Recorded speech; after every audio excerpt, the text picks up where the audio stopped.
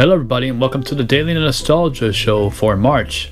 Got a fantastic episode for you. This is going to be covering actually February and March because I didn't get a video out. So without further ado, sit back and let's check it out.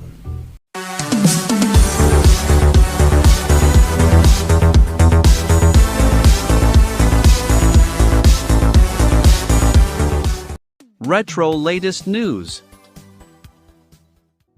Welcome to Retro New News. The first bit of news I have is Retro Games Limited is going to release a full-size Amiga 500, but the ongoing legal disputes between Hyperion Entertainment and the Amiga parties are preventing them from proceeding with manufacturing. They will give us a heads up in the future when it's going to release, and it's changing its name to the A1200. I myself have the full-size Commodore 64 and most of their mini computers. I can't wait for this one to be released. I'll definitely pick it up. I've been working on this custom Nintendo Entertainment System. Well, technically, my friend Cliff did all the work. All I did was supplying the parts to build it. Still a few more things I wanted to with it, but I'm going to do a video about it so you can build your own custom Nintendo Entertainment System. Now you're playing with power. The famous PlayStation 1 racer is unofficially being ported to the Sega Dreamcast by J.N. Martin 84. As you can see from the footage shared by the Sega Guru below, it's already looking very promising indeed. On with the rest of the show. I mean to be punny.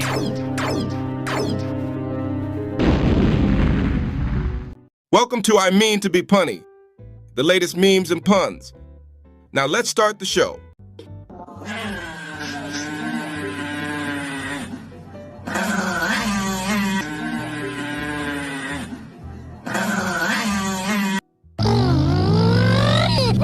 Go warp speed, my majestic steed, to infinity and beyond. Our neighbor just died. Hooray! I don't think cheering is appropriate, Karen.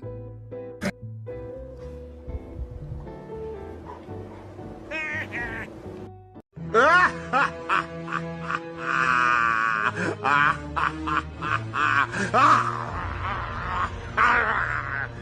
that a pinky?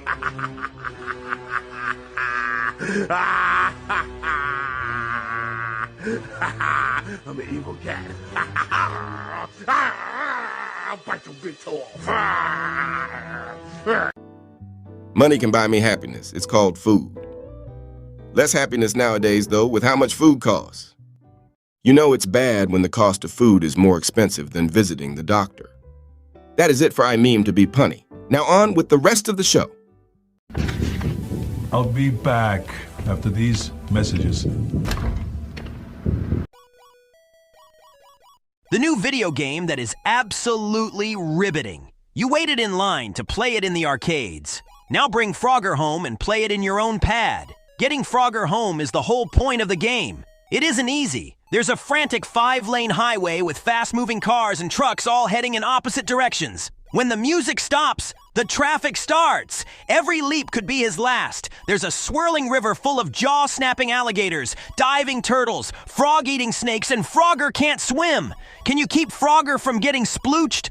Please hurry up and get Frogger home safely. It's up to you. Brought to you by Parker for the Atari 2600.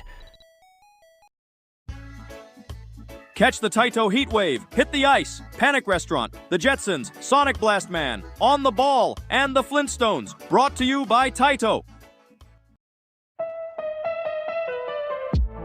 Now back to the show.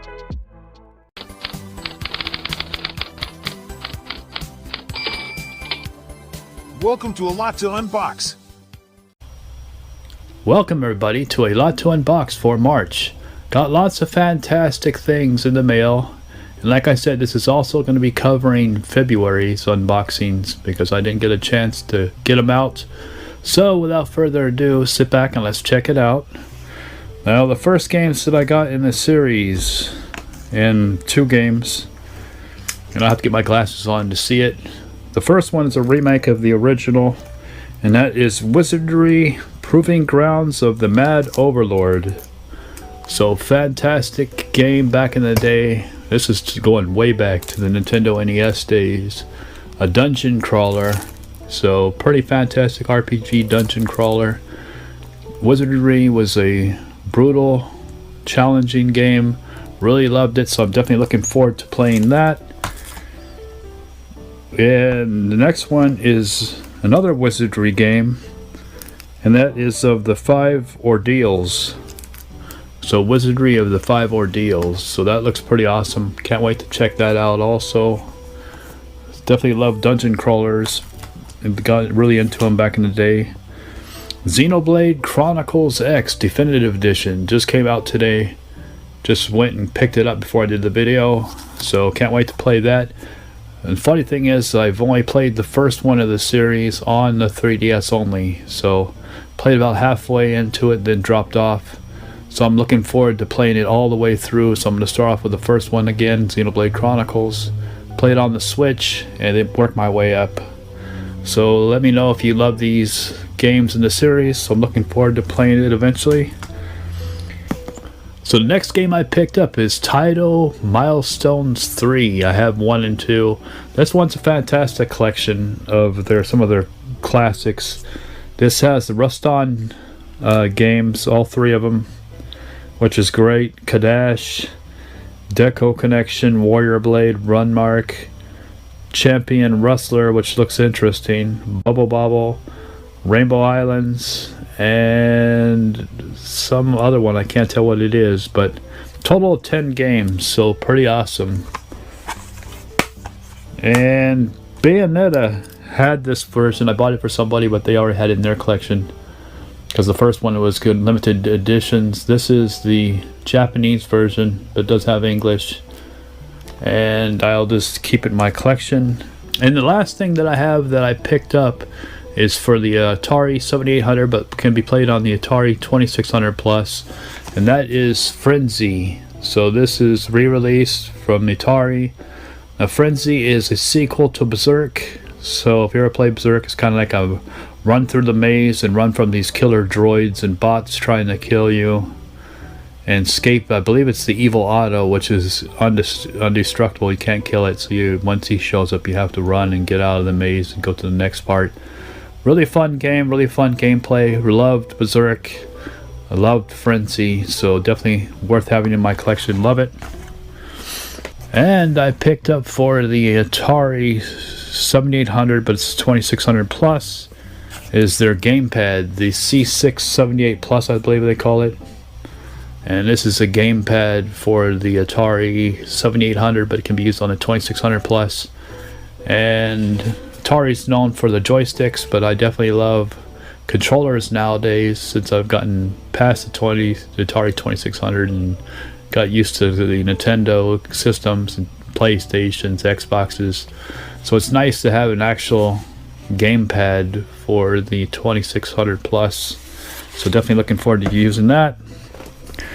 For one of the projects that I picked up and worked on, it'll be another future video, I picked up this 8-bit Super Nintendo controller, wireless controller that you can use on other systems, so Bluetooth. So pretty awesome. It's got like a see-through green, so definitely looking forward to that. And 2 really awesome things. This is, I believe, is from '84, and that is Cykill from the Gobots. So we'll definitely take a closer look at that. But Cykill in his original box. And I had the really small ones. I never seen the big ones. These are the premium editions. So there was a certain number of these that were released, and I never saw them, but pretty awesome. Can't wait to put this on display in my collection. That is Cykill from the Gobots of all places. So pretty awesome. And last but not least, this is Transformers War of Cybertron. This is the Shattered Glass series, and I'm going to open it up and show it off closer in person.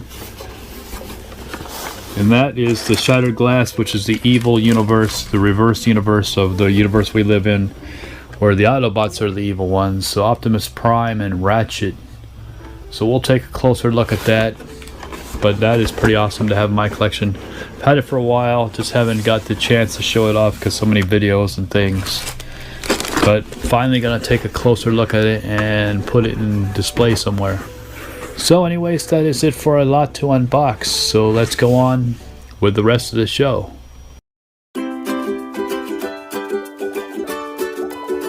We'll be right back. Just last night, I was lost in the jungle with Pitfall Harry, surrounded by giant scorpions and man-eating crocodiles. Well, Harry and I just grabbed the van, swung through the trees, and over the tar pits and found the jungle treasure. It was really neat. If you haven't met Pitfall Harry, you're missing the year's most incredible video game adventure. Pitfall for the Atari 2600 and in television. Since I met Pitfall Harry, no other man will do. Pitfall, designed by David Crane for Activision. アメリカ帰りのファミコンソフト、スーパーマリオ USA。 Now back to the show. Just look at me. Test your knowledge with this retro video game trivia. Do you know what game this is? Bonus question. Do you know on what system this version is on?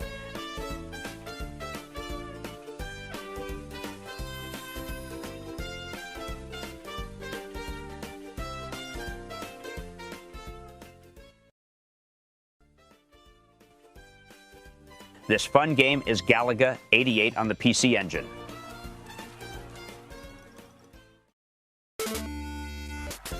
What is the name of the final race course in all Mario Kart video games?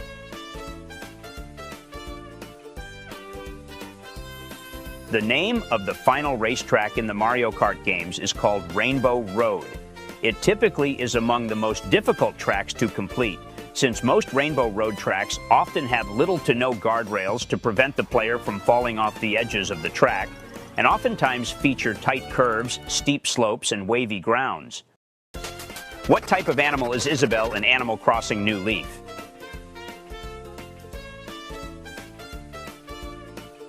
In Animal Crossing New Leaf, Isabelle is a dog.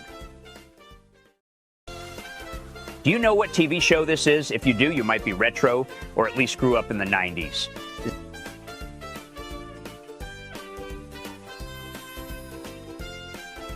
Xena, Warrior Princess, is an American fantasy television series filmed in New Zealand, which aired in first-run syndication from September 4th, 1995 to June 18th, 2001. In a time of ancient gods, warlords, and kings, a land in turmoil cried out for a hero. She was Xena, a mighty princess forged in the heat of battle. The power, the passion, the danger, her courage will change the world. Did you remember that? I want to know. Do you remember that? Now on with the show. Welcome to Game of the Month. The Game of the Month is Pitfall on the Atari 2600. This month, I'm sort of cheating because I'm picking more than one game in the series of games. Now, Pitfall was picked by Nicole. She wasn't here, but somehow she read my mind and picked it. And I decided to choose the games in the series because there are some good ones. So David Crane's Activision Pitfall. Here's the original there on the Atari 2600. And what can I say about it? Actually, a very interesting game for back in the day when I was a kid.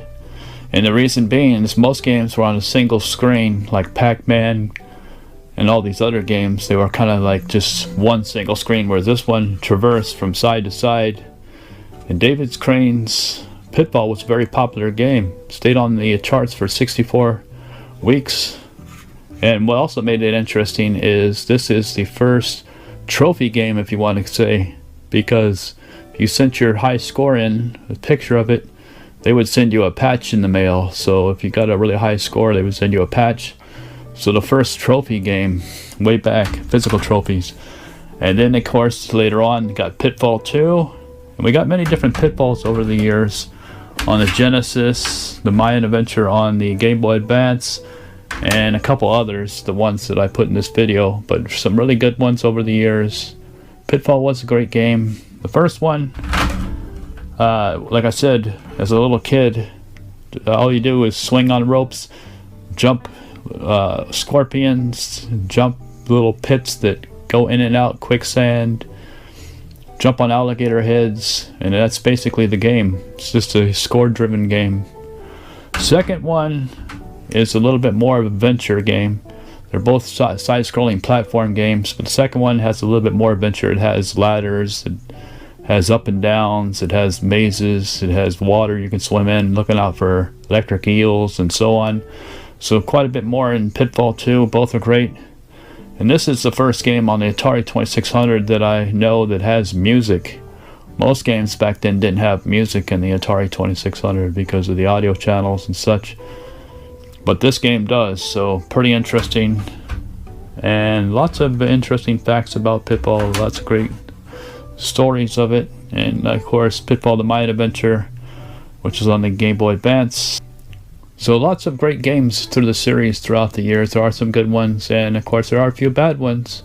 But overall, a lot of fun times. And I gotta say, still to this day I go back and do play Pitfall 1 and 2. And some of the Game Boy Advance versions, and even on the Genesis. So let me know which version of Pitfall is your favorite, on what system. So anyways, that is it for Game of the Month, which is Pitfall. Nicole somehow read my mind and picked another great game. So anyways, that is it. Now on with the rest of the show.